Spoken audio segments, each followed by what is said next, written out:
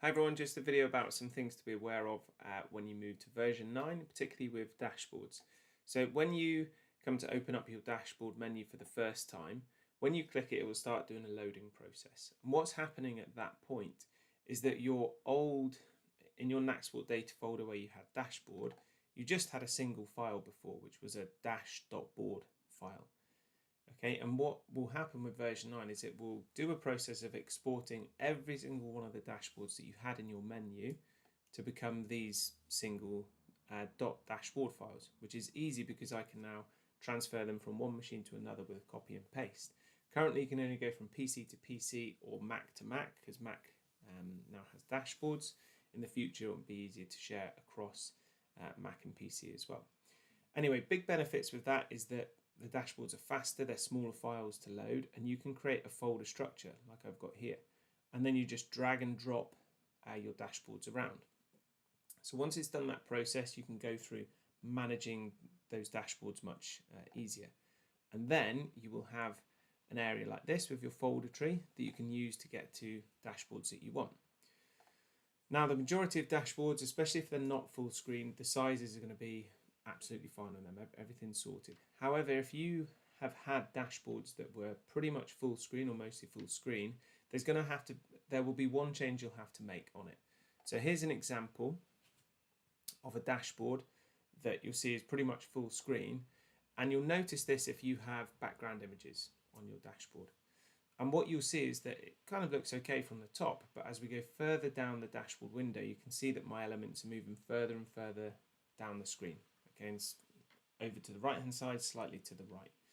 So you'll only have to do this change once, and it only affects these much bigger dashboards. But obviously the big benefit now is that editing these dashboards is much easier. So in your dashboard, turn on the edit toggle. And now in this window, you can select multiple things at once. So I can click and drag to select these two and move them up a bit. And obviously the things lower down are going to be further to move up. So let's say that I'm moving these things up, and now I notice that actually I've got some elements that are further down off the screen. So what you'll need to do in that scenario, on your dashboard window, you come over to this icon, and you're going to want to turn on your scroll bars. You might need to use both, but probably just vertical. Now with the vertical scroll bar on, you can scroll down here, and we can then see that I could select all of these things and move them up and to the left of it. And again, the things that are lower down need a bit more movement in them.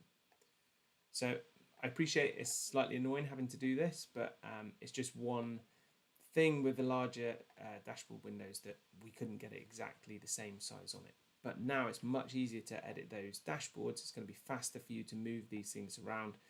And when it comes to building new dashboards or editing or adding stuff, obviously the new dashboard layout we have in this editing environment is much easier for you to use. There's also some really cool tools on here like a ruler, and if you show your ruler and get things aligning with them, you can put these ruler lines on that mean that you can lock things against those rulers. And those rulers can be vertical and they can also be horizontal. So I'm just clicking on an edge, and we'll see now as I drag and drop things, they lock into that.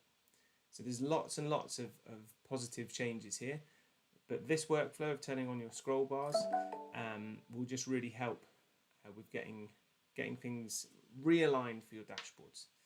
So you can move all those elements around, go through that edit process once, and then it will be done. Okay, and then to use the dashboard to review clips, you turn off the edit mode, and then you're back into your view mode, so you can click on elements and watch the clips relating to them.